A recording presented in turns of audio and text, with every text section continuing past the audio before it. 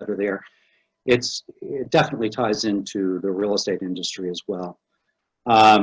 I think for many of you, if you've talked to a real estate agent about solar PV or all electric buildings, you're typically going to get an eye roll. So part of what I'm going to talk about today is the work that's been happening at the National Association of Realtors to grapple with the impact of a changing climate on the real estate industry and also high performance home valuation.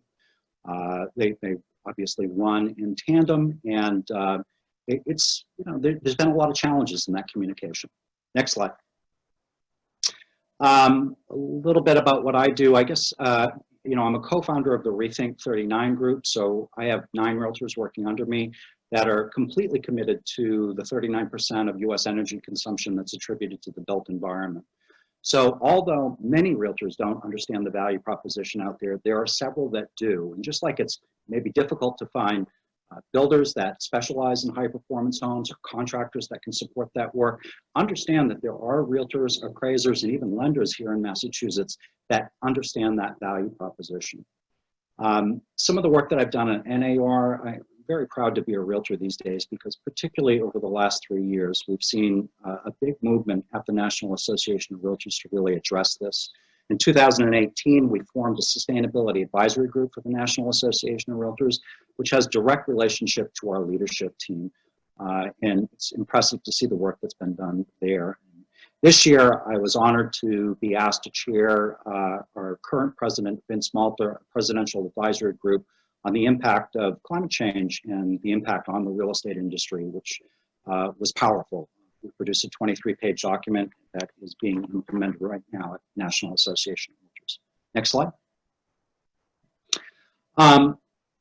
There's a huge opportunity in front of us as we make this transition. As Adam noted for the trades, I see the same kind of opportunity for our trade association, but it requires us removing our head from the sands. As I said, I think we're really moving down that road right now.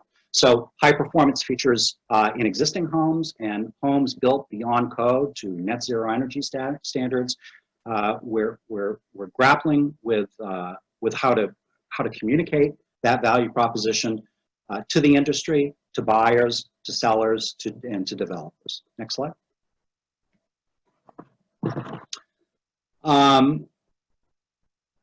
So, you know, here's an example of a home that I'm going to go into more detail in Salisbury, Massachusetts. But the long and short of this is that this is a net zero energy home, all electric home, induction cooktop, heat pumps, air source heat pumps for heating, lighting. You can see that there's a power plant on the rooftop. That solar PV plant is generating more than enough energy to power the entire house. This home also had an electric vehicle that was charged in the garage. The big picture of this is that these homes have lower operating costs, significantly lower operating costs.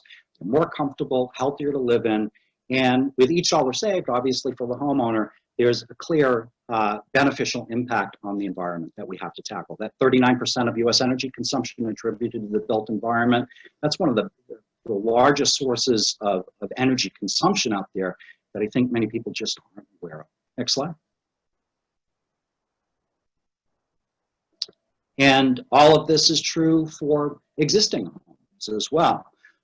Many high performance features are moving into existing homes. Whether you've done the Mass Save program, you've done some air sealing insulation work, you've maybe utilized heat pump technology or just upgraded heating and cooling fixtures to more efficient fixtures, and of course solar PV to generate power for your home. Next slide. So I'm going to make this very specific because I'm a realtor and I list and sell homes. This is a property that I sold in 2018 in the Fort Hill neighborhood of Boston. It was 4 condos, 2 in each building. These were beyond net zero energy. HERS score, which is an energy efficiency rating on a home of 0, has always been the gold standard. That's a net zero energy home.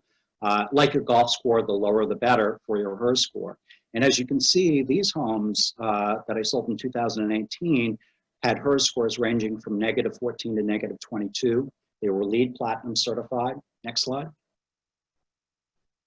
And they had a 31.68 kW solar PV system on top of the two rooftops that was divided into ownership interest among the condo owners. One of the great pitches that I had when I was selling these homes at the open house was that we were still under the Massachusetts SREC program at that point, really lucrative state incentive that's offered for the first 10 years of homeowners owning solar PV.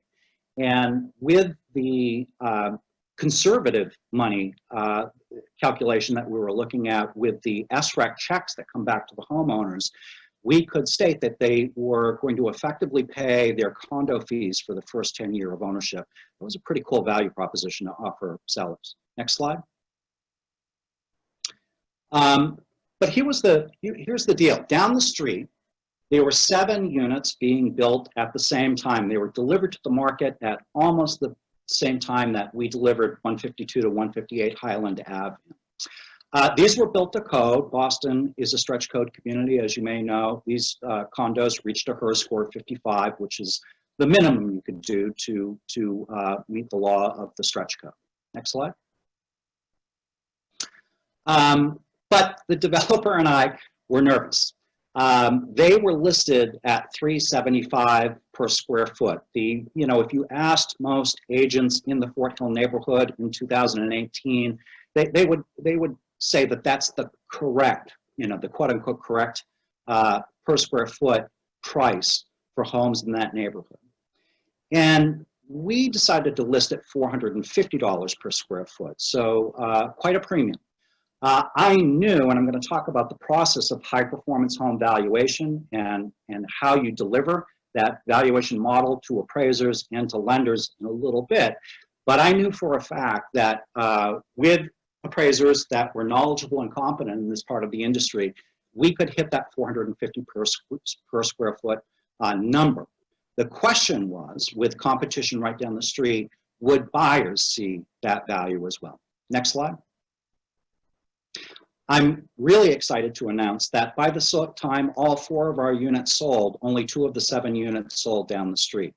So I know for a fact that those buyers also went down to this other development to take a look, and they determined that there was a clear value proposition with the homes on Highland Ave.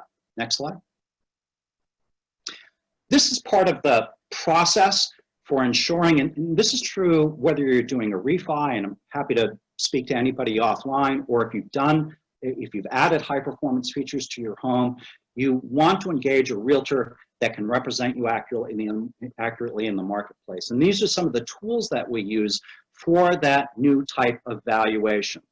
On the lower left, there's a letter that is for lenders. This is on the National Association of Realtors website, along with the Appraisal Institute's website, National Association of Home Builders, that requires a competent appraiser for the assignment.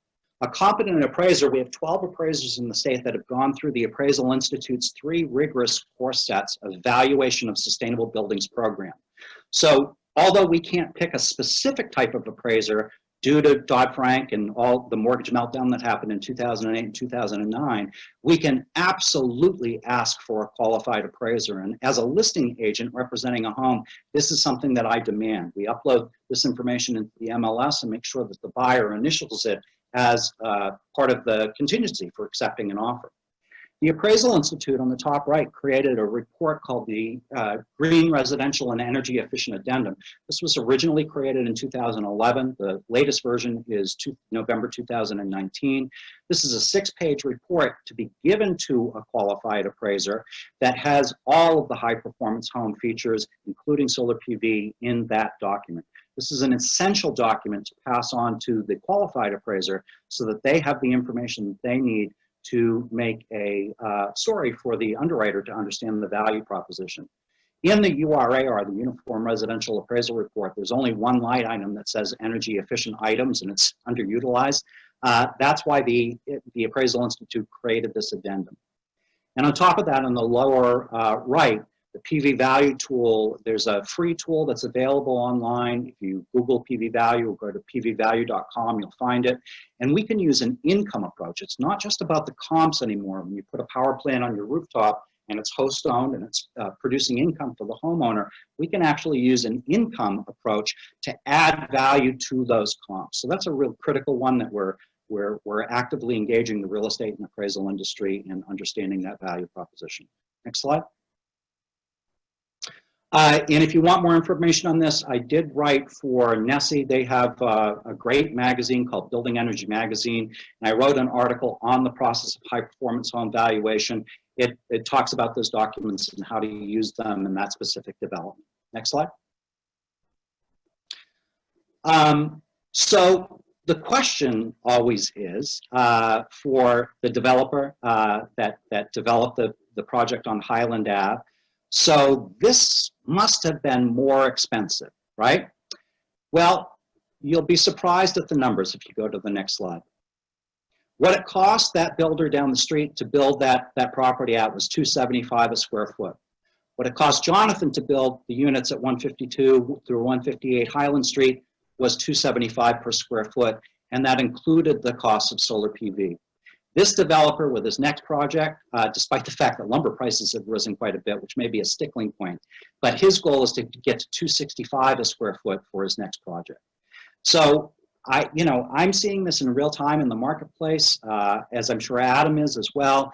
We're seeing that builders that are knowledgeable and competent, and particularly the tradespeople that are understanding how to build an envelope that is air sealed enough and well insulated enough to support these kinds of homes is really critical, but we're seeing this emerge in the marketplace actively today, and I'm really thrilled to be representing a lot of these developers in the marketplace. That's it, Michael.